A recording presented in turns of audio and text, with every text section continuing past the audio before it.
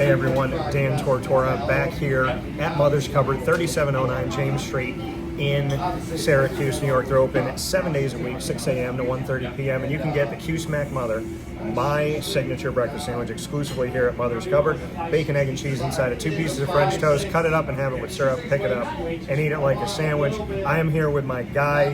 This is a brother. This is part of my family, Jason Leone. I've known him for 115 years, but I'm only 40 years old, so figure that out. But we're here with the Oswego State men's basketball head coach for the Lakers, 11-2 on the season and 5-1 inside of conference play in the SUNYAC. Jay Bird, how we doing? My man, how are you? Doing very well. So Jason Leone here with us from Mother's Cupboard to table. We just had some food.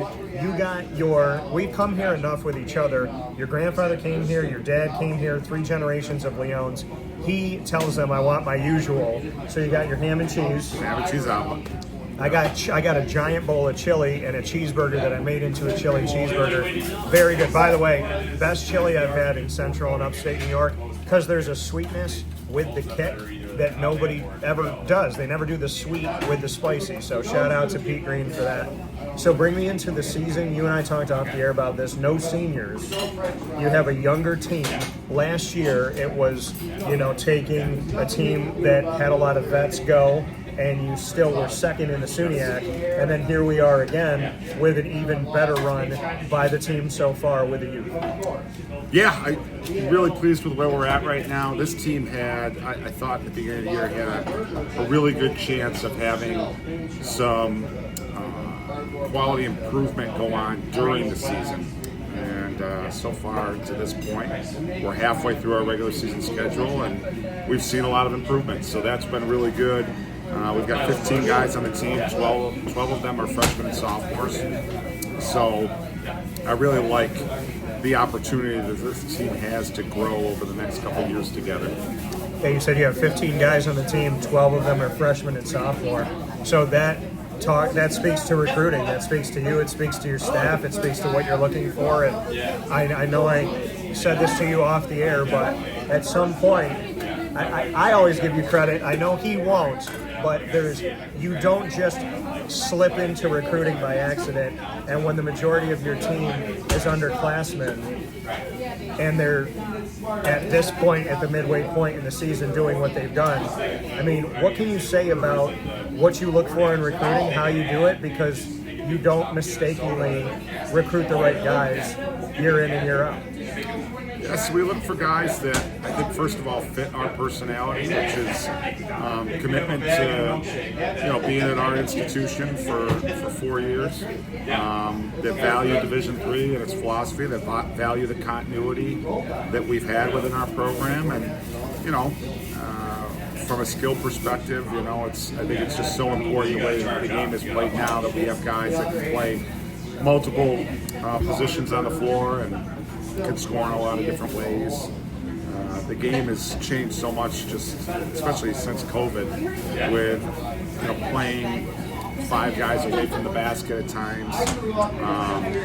Guys that are prototypical big guys in the past that now can shoot threes and handle the ball, and guards that can post up. It's just the game's just changed so much since I became a head coach 18 years ago. So we're looking for all those things, but most importantly, I just think guys that really have a foundation of winning in their past, and physical kids that really value that process of improvement over the course of 4 years. Yeah, and when you're recruiting, I mean, a great coach will tell you that you never stop recruiting, because you can always look at film and you can always speak with coaches and build relationships and whatnot. Have you seen like certain programs or certain places in this country where you feel like, hey, this is a bridge that consistently is showing me the right type of guys? Yeah, I mean that happens over a long period of time. For us, our primary footprint obviously is in New York State, being a city school. But the longer you coach, the more you make these inroads in recruiting, and you find certain footprints within the state or in certain programs where you get to know the coaches, maybe previous players that have played at Oswego had such a good experience, and that causes the high school program to follow our program. And then, the next time they have a player that comes forward and say, Coach, this guy I think would be a good fit. He's your kind of guy, which is a compliment. Watch your teams play, and this guy reminds me of this guy that used to play for you. And we think he can have this kind of impact. And, the longer you do it, it just takes a long time to build those, not even relationships, but build that credibility. Yeah, that's a big part about one of the big parts in recruiting, I think. How much does success sell itself that this program has done so well for so long? You were a step outside in recent history of the Final Four for NCAA Division III men's basketball. We've seen you go to the Sweet 16. We've seen you host numerous times. So how much of it is the reputation of Oswego State preceding you? Like you said, things build over time. So with all of the success that this program has had, when you step into a school, is it kind of like, these kids, these coaches, these families are like, we know all about Oswego State? Yeah, I think there's a lot of different things that get your foot in the door. I think, primarily when you're dealing with non-scholarship athletics, a big thing with us is going to be, or a big draw is going to be our cost, right? Like financing college education in general for student athletes is a difficult chore for families right now. So typically the thing that gets our foot in the door with players and families is they want SUNY cost, right?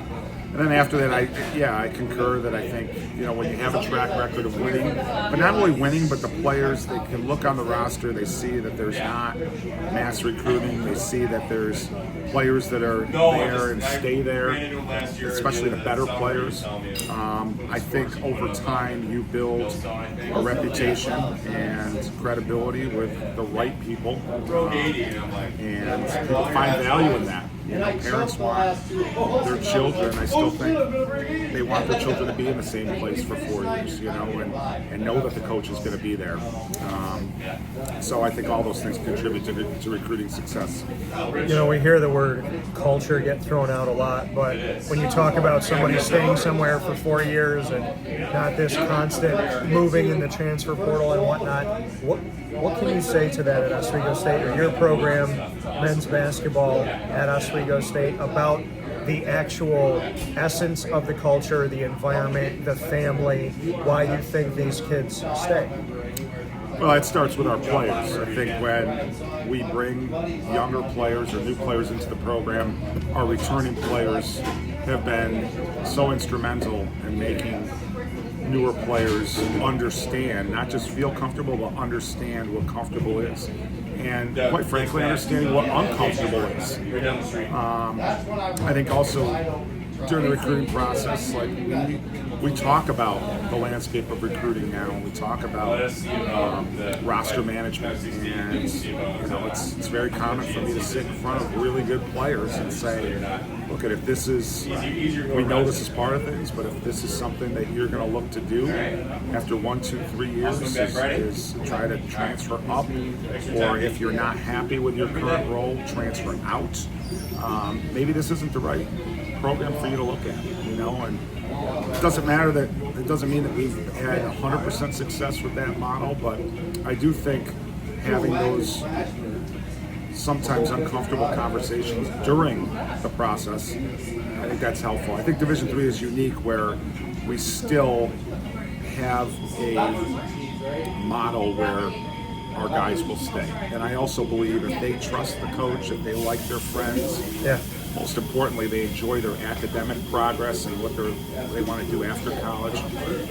These guys don't go and play professional basketball. So it still is about the traditional things that kids have always chosen schools for. You talk about NCAA Division III and with everything with the transfer portal and NIL, yes, it does affect D1, D2, and D3, but there's this notion that D3 is still the purity, that you still come to play and love the game, that it's not individualistic, it's not all about the money, it's not about how can I help me, it's not about going to 4 schools in 4 years.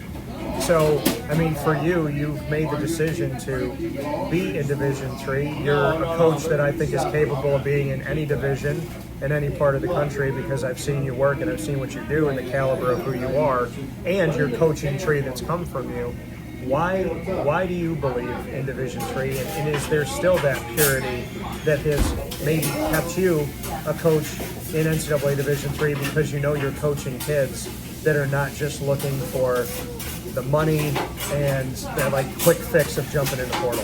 Well, I think, purity has a lot of different definitions. It's certainly, Division III isn't the same as what it was when I played or when I first got into coaching. So adaptability is such an important skill as a head coach. Yeah. And, being able to communicate well with kids as you get older as a coach, and being flexible and adaptable to their needs and parents' needs, right? And having a finger on the pulse of, how kids think, how parents think, and how that becomes different. You have to be adaptable to that. But I think as it's compared to things that go on in Division I, it's certainly would be considered pure, but we still have our challenges and our problems in roster management and things like that.